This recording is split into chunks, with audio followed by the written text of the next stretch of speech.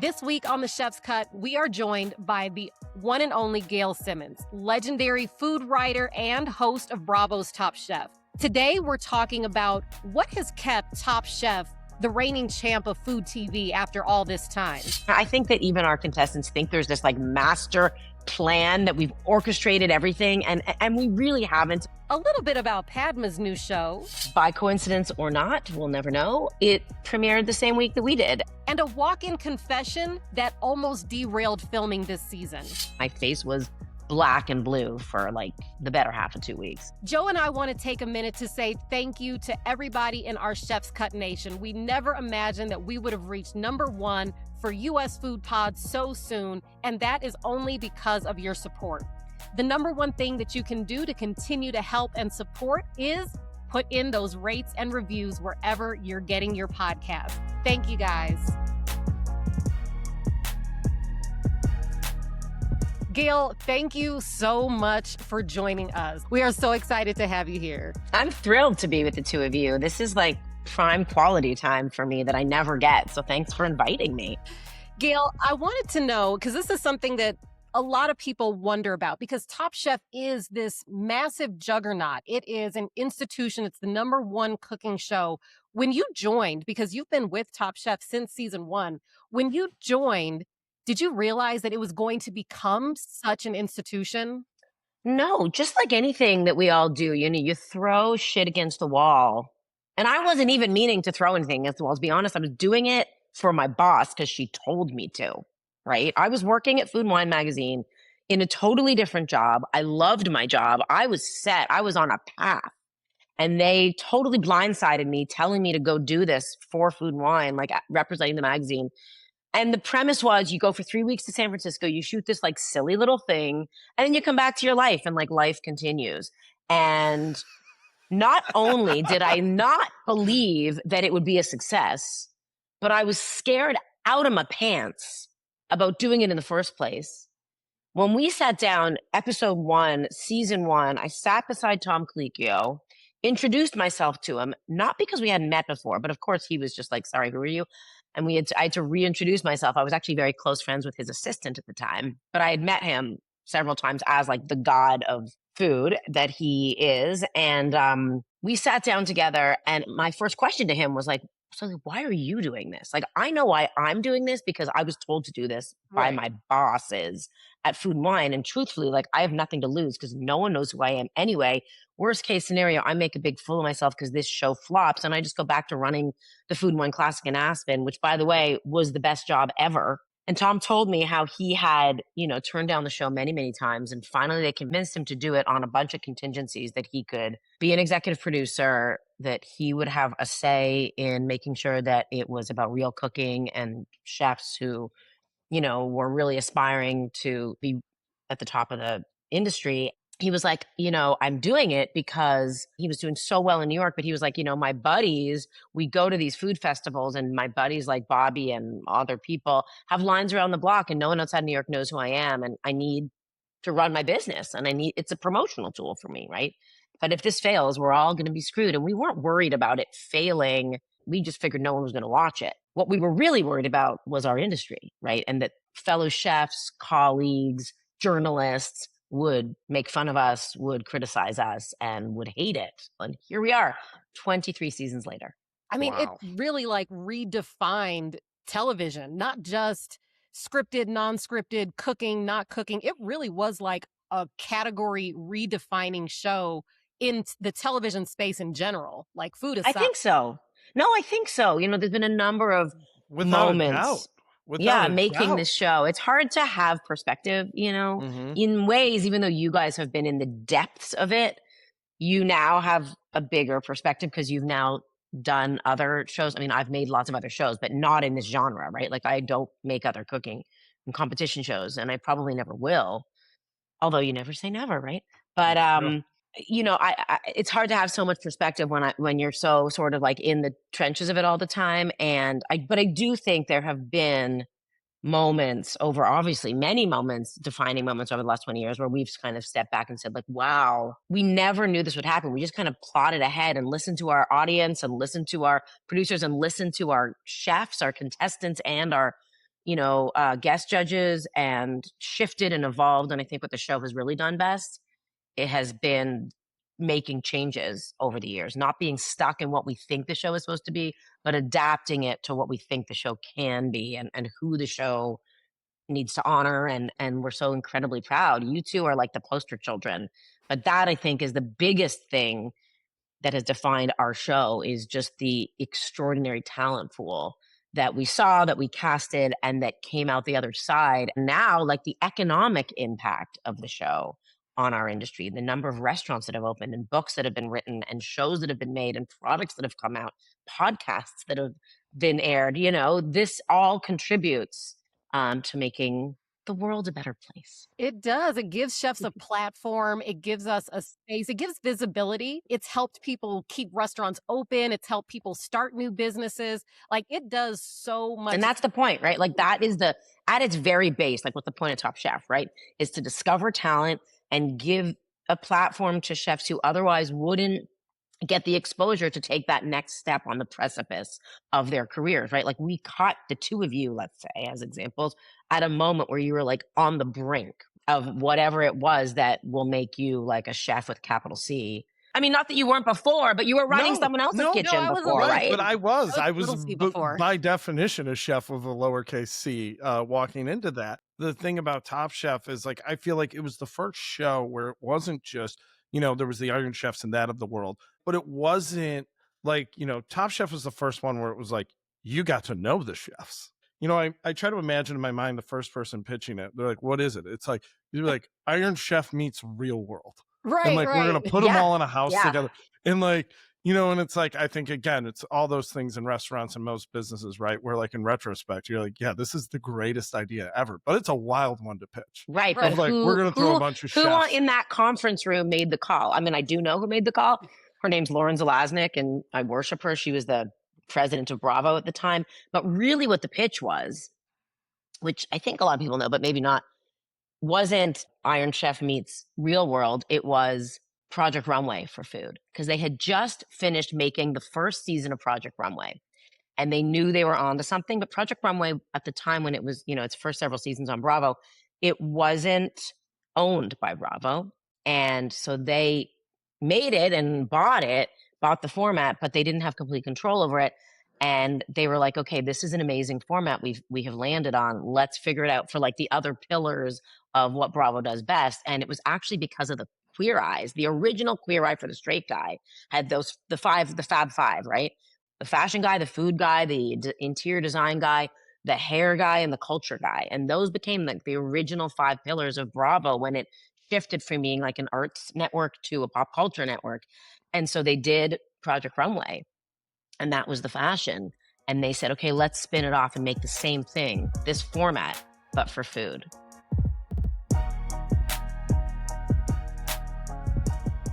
What is something about the judging process that would surprise viewers? Like something that people watching the show from the beginning, from this past season, something that they don't realize about the judging process? I mean, a number of things, and I'm curious if I say these things, if you will know these things, but most of it you will. I think people don't know how long the judging process takes.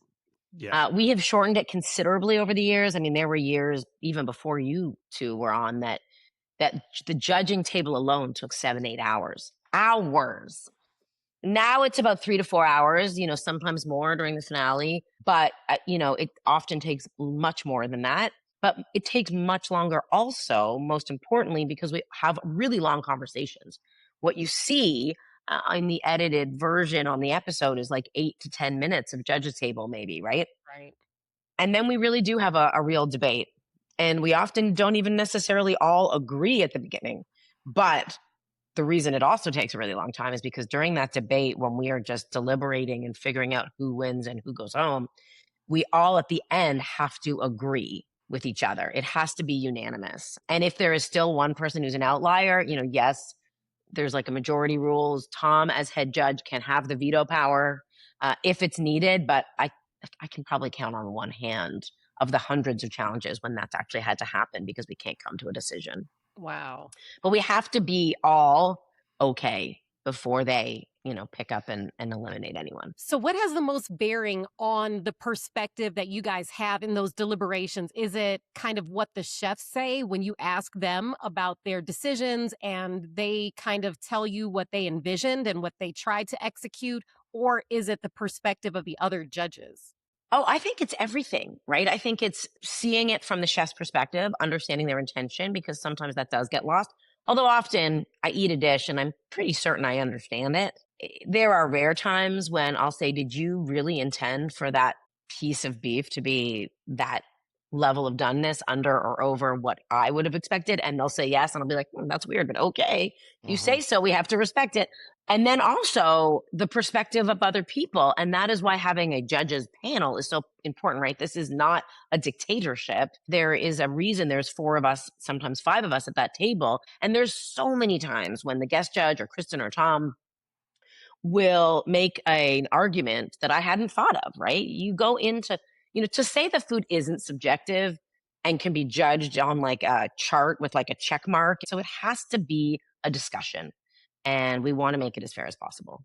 Yeah, I thought that blew me away the first time I got to judge with like how robust that conversation was. And it made me feel good. It's like somebody who came through the show. I was like, oh wow. Yes. Like, you know what I mean? Like they're really thinking about this. They're really going back and forth. It's not just like, yeah, that was all right. Like, what do you think? Like, it's okay. It was like long debates. And like, I remember like, the first time I did it, I was so nervous. And that was like the great thing, like great, working with you. It's like, you're so natural at making people feel comfortable in any way, shape or form, whether it's like meeting you in person, but also I think like for us chefs, me and like Kristen have talked about this is like, this isn't what we set out to do. And I know it wasn't what you set out to do either, but like you've been doing it so long and it seems you make it seem so effortless.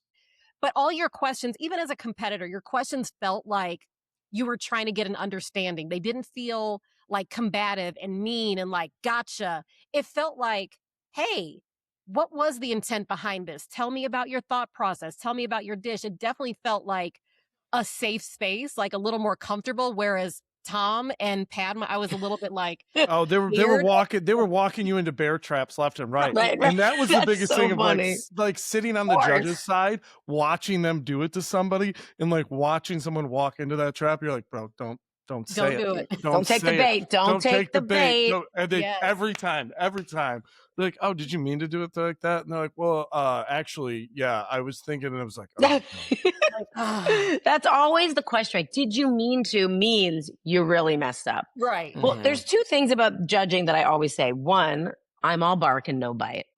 But the other thing is that as much as we do spend a lot of time and take it very seriously and want to make sure, thanks to Uncle Tom for, keeping us on track with this, that like we do want to have a real conversation about food. We want to honor our chefs. We want to be constructive in our criticism. We're not trying to tear people down. It's not about us and grandstanding. It's really about making you better, figuring out the answer and giving, pushing you forward. But I do feel like we just really want to help and make the show the best it can be, explain everything to our audience and be constructive to our chefs so that they get better, not so that they feel terrible about themselves. Although once in a while they walk away feeling pretty. It happens. It happens. It happens.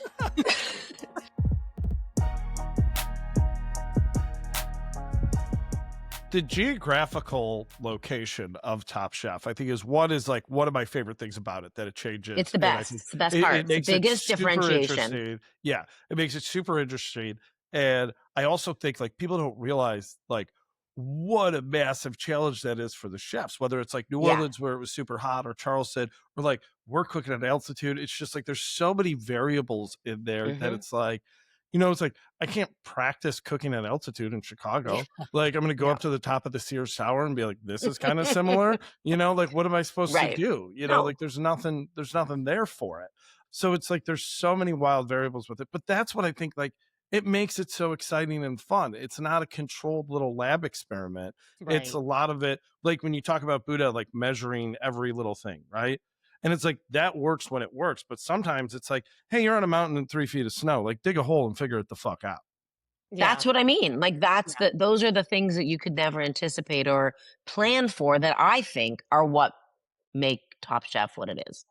because every season you're in a new place, new circumstances, and we spend as little time as we possibly can in the kitchen, right? The whole point is to really do a deep dig into the place, the geography, the population, the culture, the immigration pathways, the local ingredients, and what makes this little corner of the world unique, right? And I think actually this season in Charlotte, it's really taken to a place I didn't anticipate, because on the surface I was like, we're going to Charlotte. I don't know. It's like it's a lovely mid-sized city, but what's the culture there? What are we going to really discover and be able to show the chefs? Is there enough? It's always our question.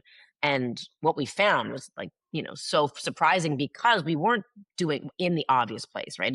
It's easy to know what you're going to get when you go to LA, New York, Chicago, San Francisco, like all the big food cities. But the fact that now we've done all of that and we're moving to places that are more regional and unexpected, I think actually it makes it more interesting. Is there a dream city that you guys have not filmed in yet that you would love to do a season in?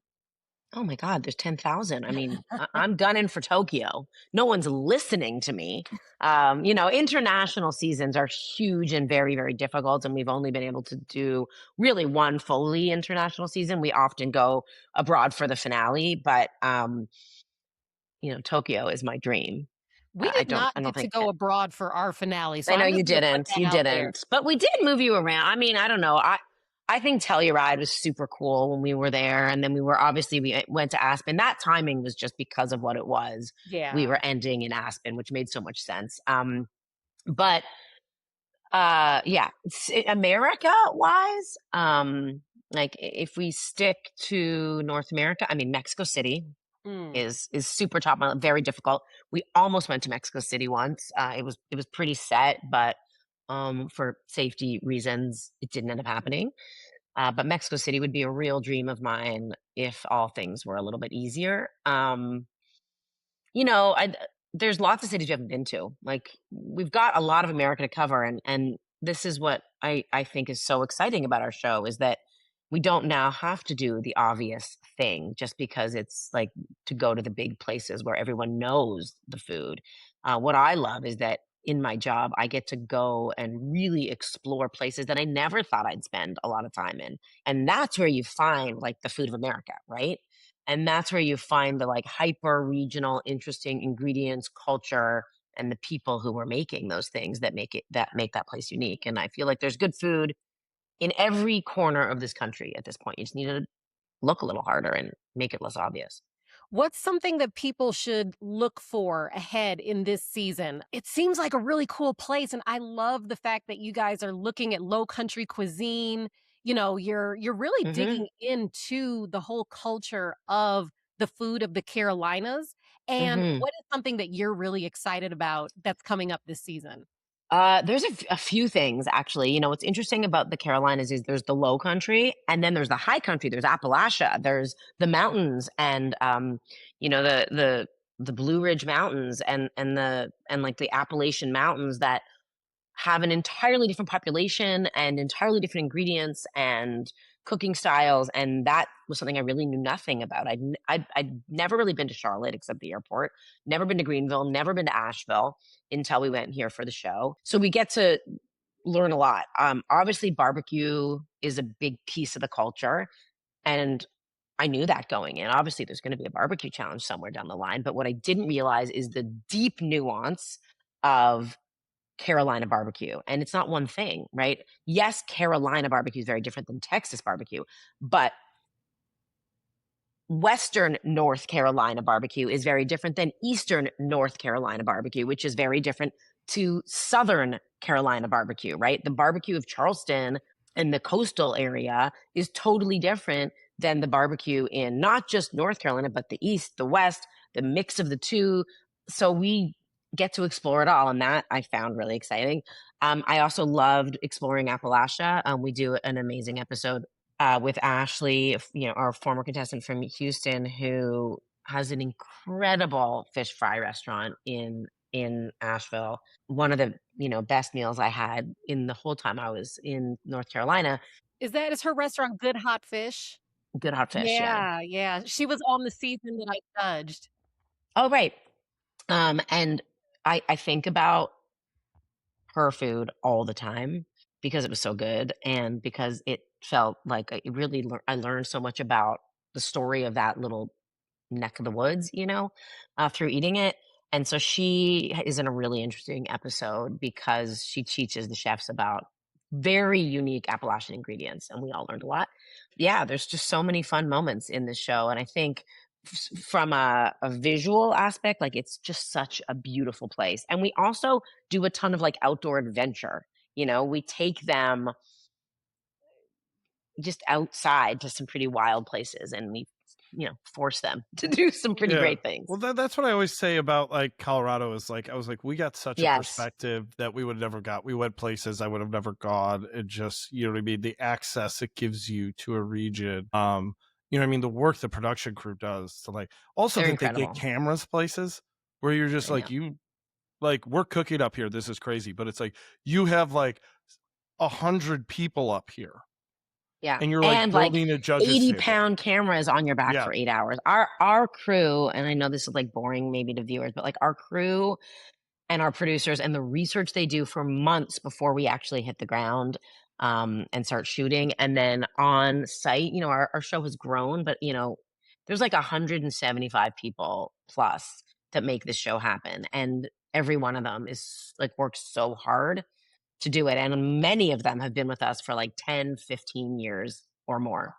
Yeah, that's the coolest part about going back to judge. It's like a reunion. It's like seeing people and like, some of them have grown up into bigger roles and they're like, oh, hey, Joe, you're back. You know what I mean? And that's Donine, our showrunner, her first job out of college was as a PA on season 1. She has never had another job. 20 years of her life. She started as a PA in season 1. And now she runs the entire thing. She has an encyclopedic memory of every episode, every chef, every challenge. She's been there. There's only 4 of us who've been there the whole time, I think. And she's the one. And the crew makes it so special. Like there's so much that separates Top Chef from other cooking shows. And this is something that Joe and I were talking about recently because there is a new cooking show that I listened to your episode. At this time also. Have you watched Padma's new show? I haven't. I'm happy for her and excited for her, but by coincidence or not, we'll never know. It premiered the same week that we did, and we have been busy. So I have not had a chance yet to catch up on all of the shows that I want to watch, including hers. So, Gail, what is it that, because there are these shows that have come up and they've tried to enter the cooking competition show space. Nobody can quite match what Top Chef does. What is it that keeps it so special and keeps the show on top after all these seasons? I think it's sort of threefold, and it's just sort of figuring it out as we go, right? I think that even our contestants think there's this like master plan that we've orchestrated everything, and we really haven't in a lot of ways. So much of it is just about chemistry and letting the season go where it takes you, because you cannot anticipate. It's reality. Those challenges are real. Those locations are real. The knives and the fire and the clock, they're all real, the right? Clock is really the clock is the most real. I'm sorry. It's just time moves differently in the Top Chef kitchen, right? I think, though, the success of the show is based on 3 things. One, what we've talked about, our locations. I think that the show would not be the same if it was just in a studio the whole time.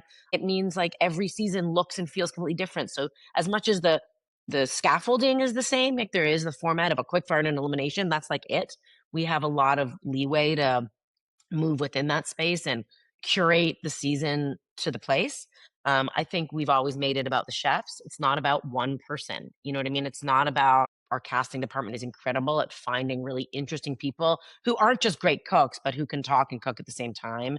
And that is a serious skill that not every chef has.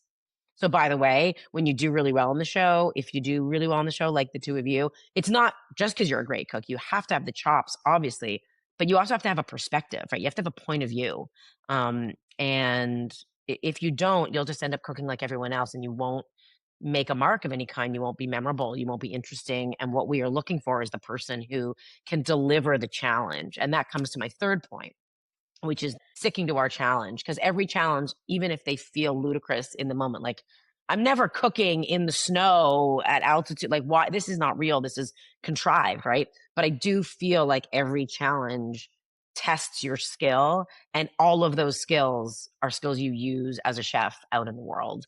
And I do think they make you a better cook. And I do think we've seen that by the incredible talent that comes out of the show and what they do with it. And my favorite stories of chefs after the show and their success are the ones who especially were cooking a certain way when they came to us because they were chef with like a lowercase c, right? They were the chef of a restaurant, but it wasn't their restaurant. They were cooking someone else's food. And when they left Top Chef, Adrienne Cheatham, they all of a sudden knew kind of like who they were. And I think about you, and I think about Shirley Chung, and I think about Nina Compton, and so many chefs who came out and had completely pivoted. I think about Gregory Gourdet, right? Who came out and just like burst out with like, oh my God, now I can cook my food and I know who I am with confidence. And that skill from all my experiences, my mentors and the chefs in the show have built me to this, but now I can speak to and be true to like the food that I do best. And that I think is what makes it great.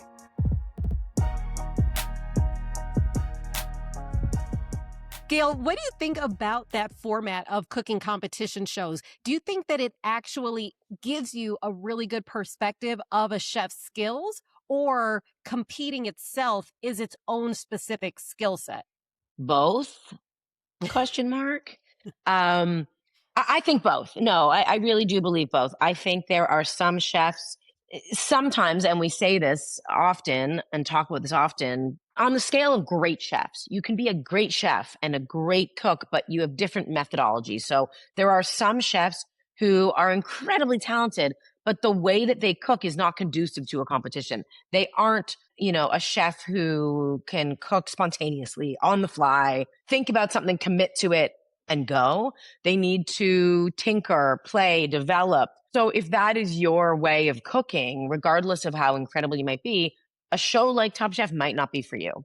Just because you don't do well on Top Chef does not mean you're not a great chef. It just means that that day or possibly that format is not where your, skills do their best or really shine, right? You have to be pretty fast on your feet and really able to make a decision and run with it without looking back at all every time, right? Because there's just no time in that kitchen to second guess yourself. And that's where people get in trouble, right? And that doesn't necessarily have to do with anything.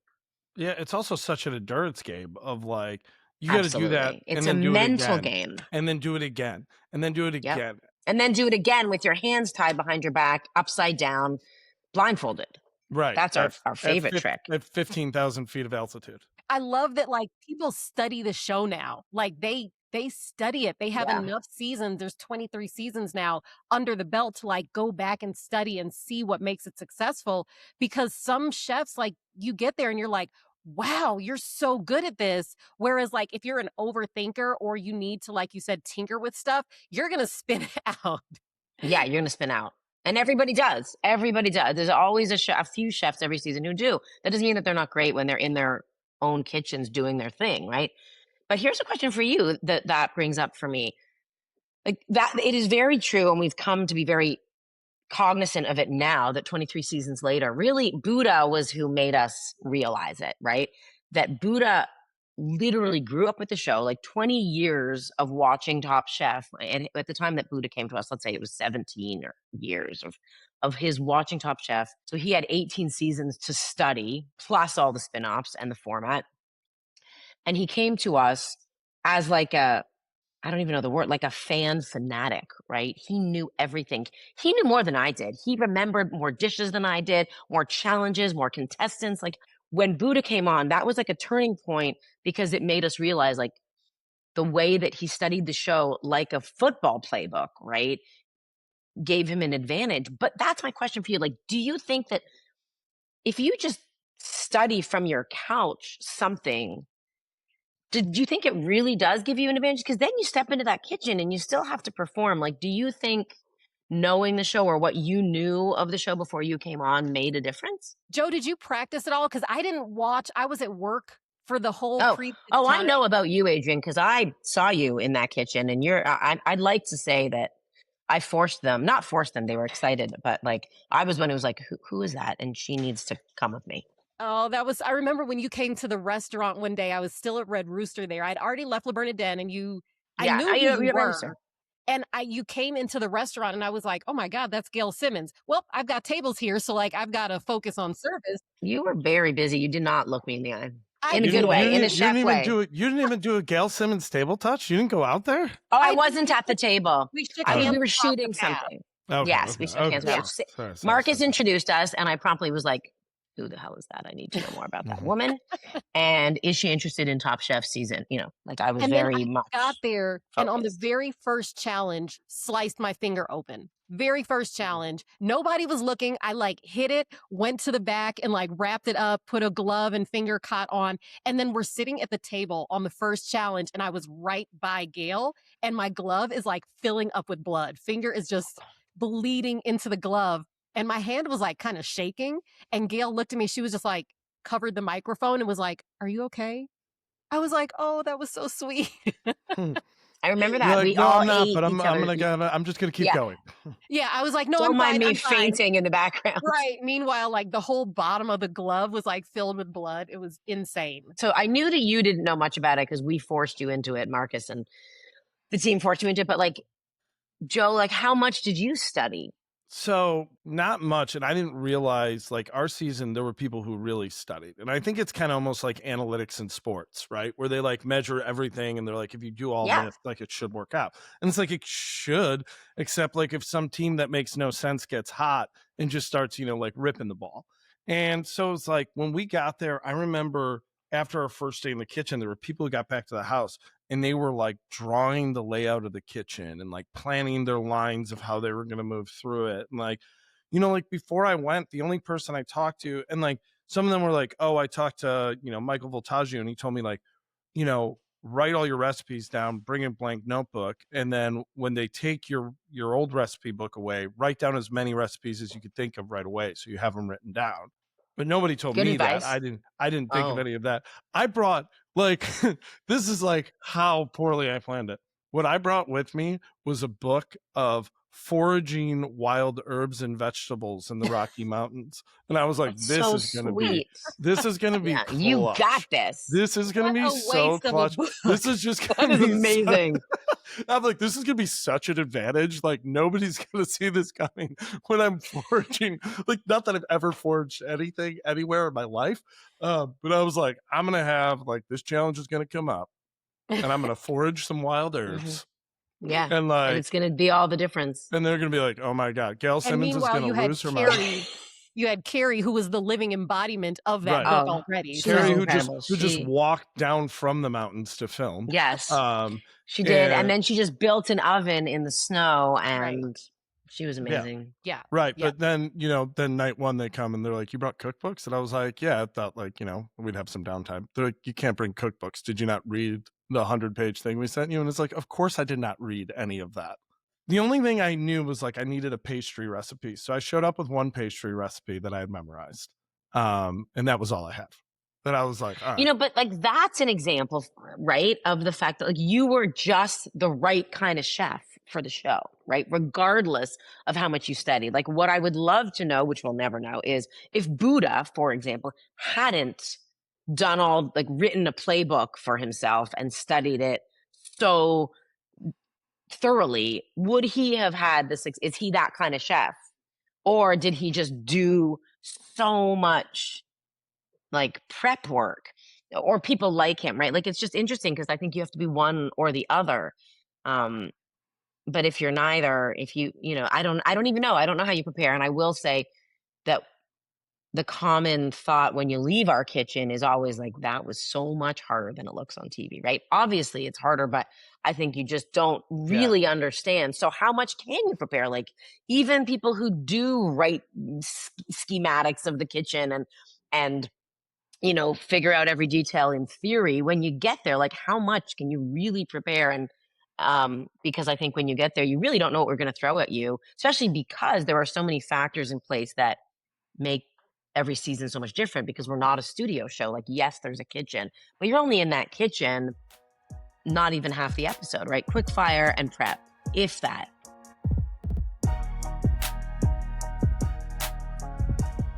One of the things I got to say, I watch, I think is really funny is when you go back and you watch these shows with chefs who competed on them, how like we're still all have the same reaction. Like we're still there.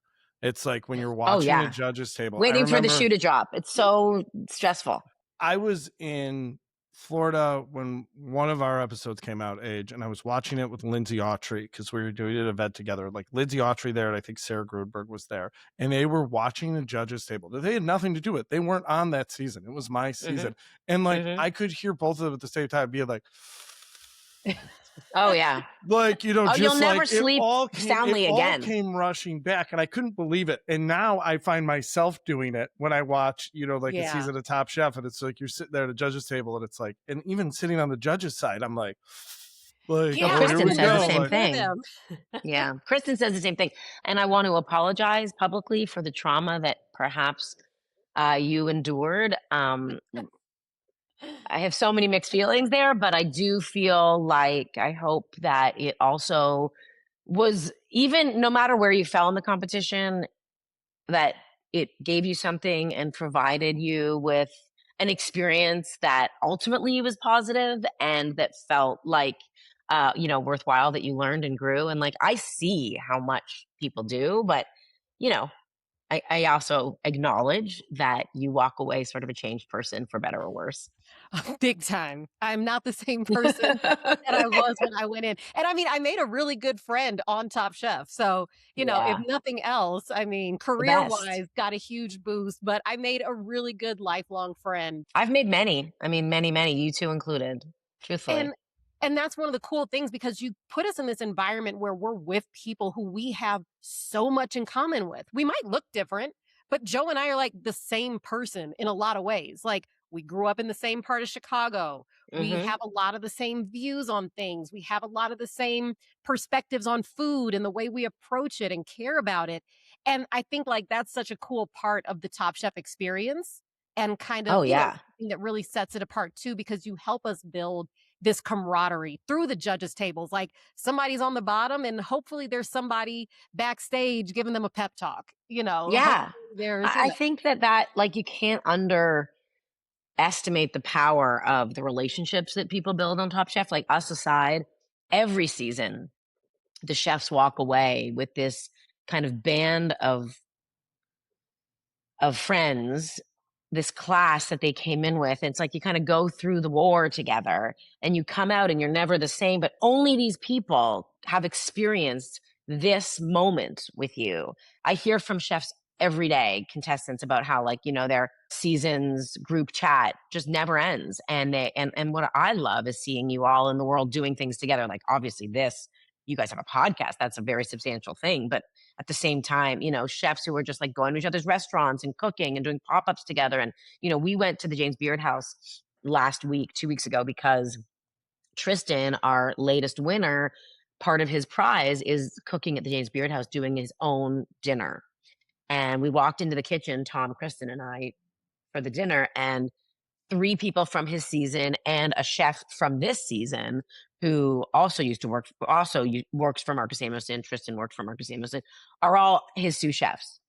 And like, obviously, and when we asked him how that happened, he was like, well, who else is going to do this with me? Like, these are my people now. And I can't do anything without them. I need them in my life. They're my support group. They're my safe place. And they're the people who know me the best. And I think that's like an incredible outcome, sort of an unanticipated outcome of the show. We didn't plan for that. We didn't plan for a lot of things, but we didn't plan for those deep relationships. And I think it's really powerful. I will say I went and I cooked at the James Beard House after I won, and Adrienne showed up for me, not to help at all, but she did show up. She did show up. Things at you. No, she showed up with a case of beer and hung out in the kitchen and drank beers with us while we cooked. So that was also wildly helpful. Also what you I need sometimes. I don't have my knives, but I have a pack of beer. So I think I have a picture of Adrienne standing in the 𝗵𝗵𝗲 kitchen holding a case of High Life, when she showed up. Well, we know we love the High Life. Yeah. Right. We feel good about the High Life, Joe. But yeah, those connections, are so deep and they're so special. I remember 𝗵𝗺𝗲 was one of our judges, and then seeing him after that, and he recognized me, and I was like, oh my God, Daniel 𝗵𝗺𝗲 knows who I am. This is crazy. It's just, it's such an incredible thing you all have created.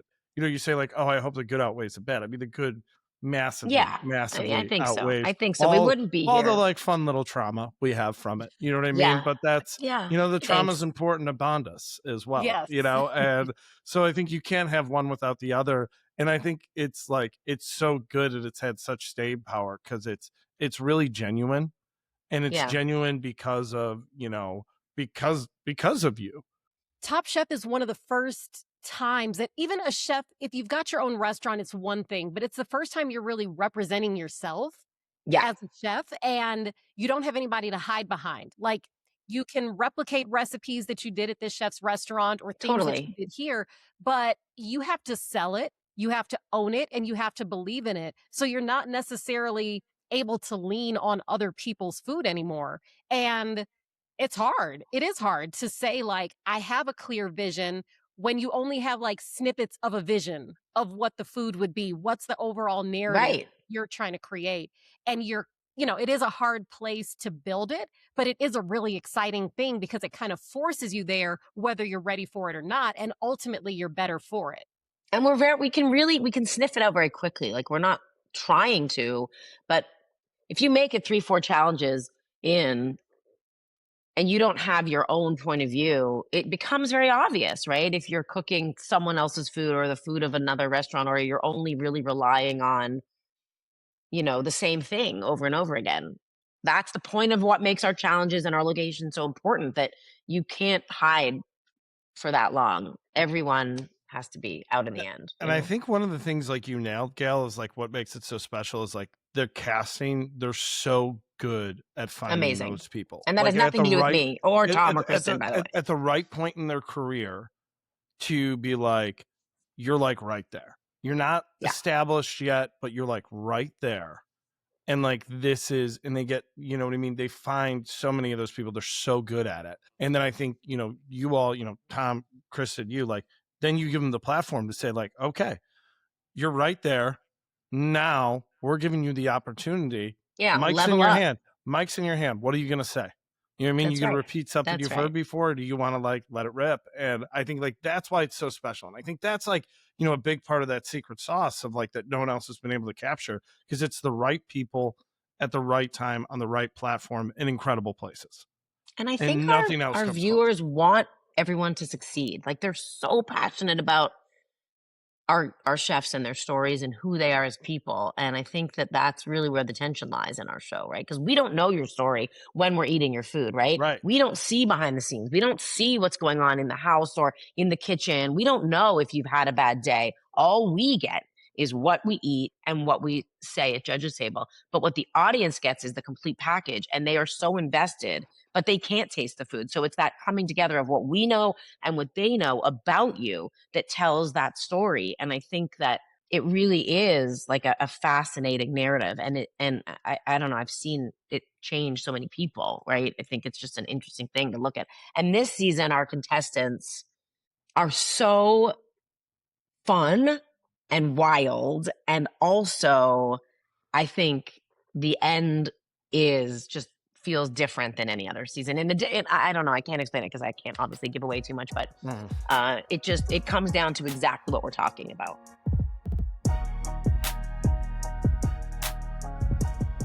We do kind of want to talk about Gail Simmons as a food expert, because you had a whole career before Top Chef, and you didn't just, magically appear out of the ether and start, being the head judge / host and everything on Top Chef. What was, for people who don't know, some people nowadays, they just know you from Top Chef. Yeah, 20 years of life. Yeah, and granted, it has also been a huge, obviously, piece of my career, even though what people also don't know is I only do it 10 weeks a year, right? Top Chef is not my entire life. I have a whole other business and work and other things, but it is certainly the loudest piece of my career, and I'm very grateful for it. Again, could have never anticipated. Yeah, I think it's gone well for you. Writing, and your mom it's was a okay. food writer Yeah, also. my mom was a food writer. I mean, like, I don't want to bore you with all the details, but the sort of net is that I grew up in Toronto, and my mother ran a cooking school out of our home, very ahead of her time, when other mothers were learning to use a microwave so that they could like get back to work and get out of the house. My mom was like going down to Chinatown in Toronto and cooking and teaching the moms in our neighborhood and dads how to cook from scratch and how to make, you know, healthy, nutritious meals and how to entertain. And she also had a food column in the Globe and Mail, which is Canada's national newspaper. And I grew up for the first 10 years of my life with her doing that. So my kitchen was always full of people and always full of food. And I spent all my time watching her cook, which made me really not want to do it for a long time. Not consciously, but when I then went off to college, only in my last year of college did I start cooking in earnest for myself and calling my mom for recipes. And I started doing restaurant reviews for my college paper. Again, not because I thought it was going to be my career at all, but I just thought it was fun and cool. And I started really enjoying cooking. And when I came home from college and told my mom, you know, I really love to write and this kind of was fun and felt sort of glamorous and I want to be a restaurant reviewer. I want to be a food journalist. I didn't know what that even meant, truthfully. And remember, that was like the dawn of the internet because I'm 100 years old. And so there weren't blogs and there wasn't YouTube or social media. It was literally food media meant magazines and newspapers, right? And my mom's friends would be like, oh, you're just like your mother. And that's so beautiful. And I would like cry and run out of the room because who at 21 wants to be told they're just like their mother? Anyway, now I know it's the greatest thing ever. And I went to work in magazines and newspapers in Canada and realized food was really my gig and what I was most passionate about. But the truth was I knew nothing about food. Just because my mom could cook didn't mean that I had any expertise. So on some good advice, I quit working in Canada as an editorial assistant in a newspaper and moved to New York, went to culinary school, learned to cook, and then thought I could go just be a journalist. But my culinary school was like, no, you still don't know anything. You've like done everything once. As we all know, culinary school is an incredible foundation, but it does not make you a chef. And they convinced me that instead of going right back to newspapers or magazines or trying to get a job in food media, that I should stick in restaurants for at least a little while and sort of earn my chops so that I could speak about it with authority and have the language, understand the world of chefs. And so I did that. I was a line cook and it kicked my ass, as it does. I worked in two very tough New York kitchens, like, you know, late 90s, we're talking. So it was a different time. I was the only woman in both kitchens, but it taught me a lot. And it also taught me that it confirmed that it was not what I wanted to do with my life, but that I learned so much and that I did love the adrenaline and the skill and the rush. From there, I went back to journalism. I worked for Vogue, for the food critic, for a couple of years. And then I went to work for Daniel Boulud. For 3 years, I worked for him in marketing and PR and events and wrote books with him and opened restaurants with him and really felt like I got like an MBA from him, you know, in the world of restaurants. He is just the greatest, as we know. And from there, I went to Food and Wine magazine. And it was about a year into my time at Food and Wine, I took over running the classic in Aspen, and Bravo came to us and said, hey, we have this idea for a show. If you help us learn the world of chefs and food and give us part of the prize, we will let one of your editors be at the judges table representing the magazine. So they sent me on like a silly little screen test. I had no idea what I was doing, and I've been doing it ever since. Yeah, I mean, I studied journalism in undergrad and then went to culinary school because my mom was like, you have to go to real college first, and then still wound up in a kitchen. But there were always people who separated themselves. And as a food journalist, I fucking loved that you actually had real kitchen experience. Yeah. Like so many. It was rare. Hadn't had that. So I think it's even more rare now, actually. Yeah. Now you can be a influencer and not really have any experience except your own kitchen. And that's not to say that they don't do great things. It's just, it's like a different mentality. No, that's a way different. Like, I mean, you line cooked in New York in the late 90s. Oh like, my God, that's it like was so hard. legendary. Yeah. You know what I mean? Yeah, it was That's like fun. so cool. And I think that's like why, you know, it's always so, you know, your perspective's so good and it's so genuine. But it's like, because it's like you legit lived it. You know what I mean? And I think that's and why I it's have so like special. a reverence, I think, for it. Like I do really understand it. I'm not a chef, and I never claimed to be. I am not a chef, but I live among them. And so I feel like I understand the kitchen and I speak the language and I do feel comfortable in the kitchen. Although sometimes I get really nervous when I actually have to cook in the kitchen and I'm like, wait, I totally forget how to do this. The other day I had to do something with Tom and Kristen on camera for like a segment, and we were making an omelet, and all of a sudden I forgot how to roll a French omelet. And I'm like, wait, what is happening? It's just because Tom's like breathing down my, and I was like, oh, this is what it feels like. This is what it feels like to be on Top Chef. We both know that feeling very well. Where it's like, I swear I know how to do this. Yes. And Tom's like, so what are you making? And I'm like, Jesus, you know, don't do a walkthrough right now. Mind your business, Tom. All right? Like, I'm very busy. Gail, that's funny because Joe and I were actually talking about this yesterday. This is something that we were curious about. If you were going to cook in a Top Chef challenge, what challenge would it be? Oh God, I would never, because I am not a chef. Again, I'm not a chef. But, there are definitely challenges that I'm like, this is fun. I wish I could be there. Right. I don't know. I always want to say that I really want to always get in on the open fire, outdoor open fire challenges, because they just look so great and so crazy. You know, bury a bunch of root vegetables in the ash. That's what I'm always looking at and being like, I want to do. That's the stuff that gets me excited. I don't know. They're fun. You know, that's what I think. You got to go out of your comfort zone. I like being in places where it's not controlled. But that doesn't mean I'm going to be successful at it either.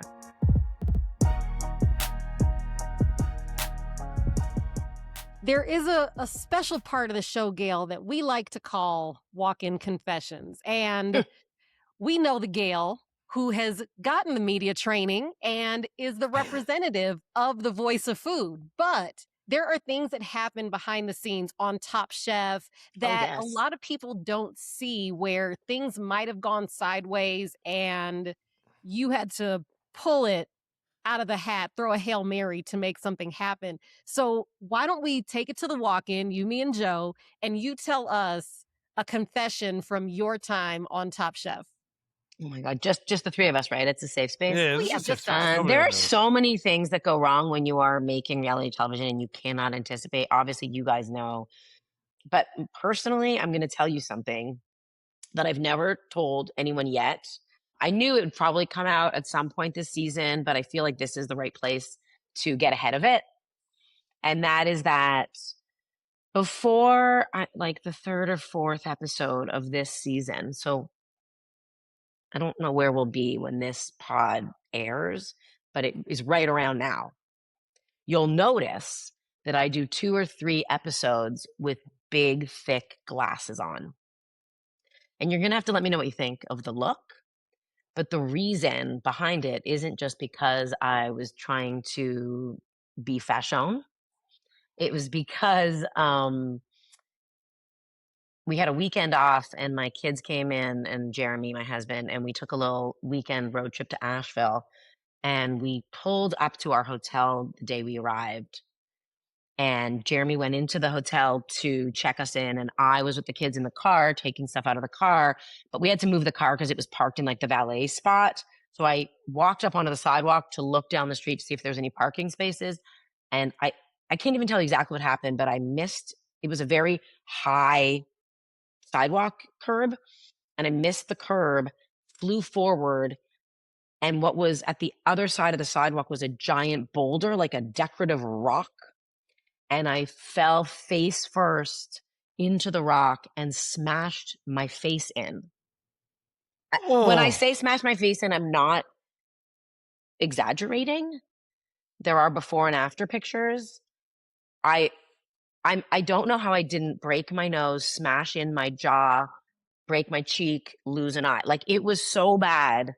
I landed on my face. I couldn't block it. Like, never even got your hands out. Never. One hand got out. It was scraped down, but it was nothing compared to the face. And my kids were in the car. I started screaming. Jeremy thought I was hit by a car because he just heard me screaming. Ran outside. I took my hand off my face and my hand was covered in blood. I was like, what did I do? What did I just do? Like, are we calling an ambulance? Am I going to the hospital? I had to be on camera 48 hours later for the next episode. This was a 48-hour break from shooting. I called the show. I ended up being okay. Like, I didn't break anything, amazingly, but I had one total black eye, one partial black eye, scrapes down my face from sliding across the rock. It was horrible.